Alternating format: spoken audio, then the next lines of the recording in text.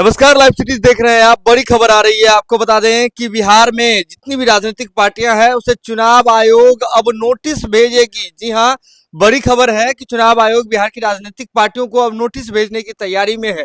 बिहार में 12 पार्टियां हैं जो रजिस्टर्ड है। ऐसे 12 पार्टियों को, सभी पार्टियों को चुनाव आयोग की ओर से आज से यानी कि रविवार से यानी कि आज से ही नोटिस मिलना शुरू हो जाएगा। जिन पार्टियों को चिन्हित किया गया है उसके अध्यक्ष को, कार्यकारी अध्यक्ष को और महासचिव को यह नोटिस भेजा जाएगा।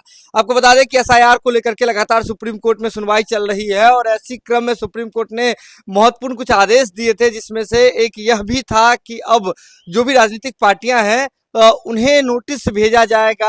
आपको बता दें कि इलेक्शन कमीशन की ओर से, चुनाव आयोग की ओर से, क्योंकि सुप्रीम कोर्ट में सुनवाई के दौरान सुप्रीम कोर्ट ने इस बात पर नाराजगी जाहिर की थी कि बिहार में जो राजनीतिक पार्टियां हैं वे इस एसआईआर की सुनवाई में और इस प्रक्रिया में कहीं से भी रुचि नहीं ले रहे हैं।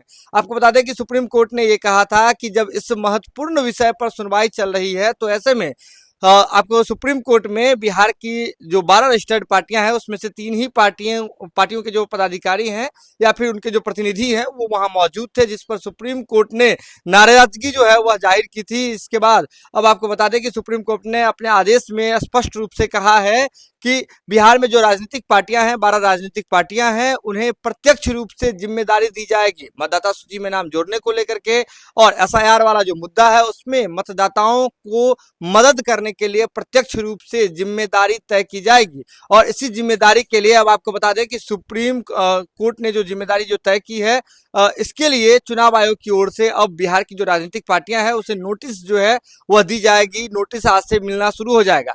आपको बता दें कि बिहार में सुप्रीम कोर्ट के अनुसार बिहार में जो पार्टियां हैं, रजिस्टर्ड पार्टियां हैं, उनके 1 लाख से अधिक, 1 लाख करीब 60,000 के आसपास बीएलए हैं यानी कि बूथ लेवल अधिकारी हैं।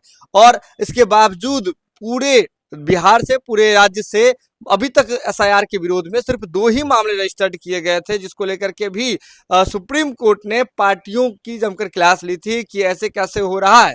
और आपको बता दें कि उन्होंने सीधे तौर पे कहा है कि जो भी पार्टियां हैं वे अपनी जिम्मेदारी तय करें और तमाम पार्टियों के जो पदाधिकारी हैं, अध्यक्ष हैं, कार्यकारी अध्यक्ष हैं या फिर महासचिव हैं, उन्हें अब नोटिस मिलना शुरू हो जाएगा और इसके बाद उनकी प्रत्यक्ष रूप से जिम्मेदारी तय हो जाएगी। आपको बता दें कि बिहार में एसआईआर को लेकर के माहौल गरमाया हुआ है। विपक्ष के जो पार्टियां हैं, इसके बाद हम बात करें कि बिहार के जो नेता प्रतिपक्ष तेजस्वी यादव हैं, देश के नेता विपक्ष, लोकसभा के नेता विपक्ष राहुल गांधी हैं, मुकेश सहनी हैं, इंडिया अलायंस के जितने भी गठबंधन के पार्टनर हैं बिहार में, तमाम लोग वोटर अधिकार यात्रा कर रहे हैं, अलग अलग क्षेत्रों में जा रहे हैं, वोटर को जागरूक करने की बात कर रहे हैं।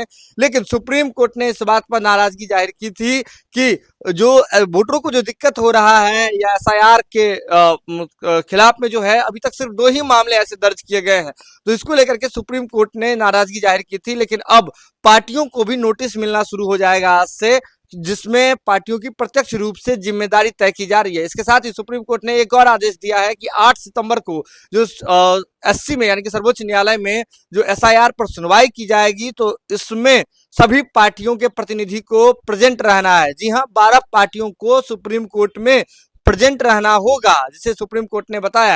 आपको बता दें कि सुप्रीम कोर्ट के आदेश के बाद इस पर हमने आपको दिखाया था कि कैसे पार्टियां क्या रिएक्शन दे रही है।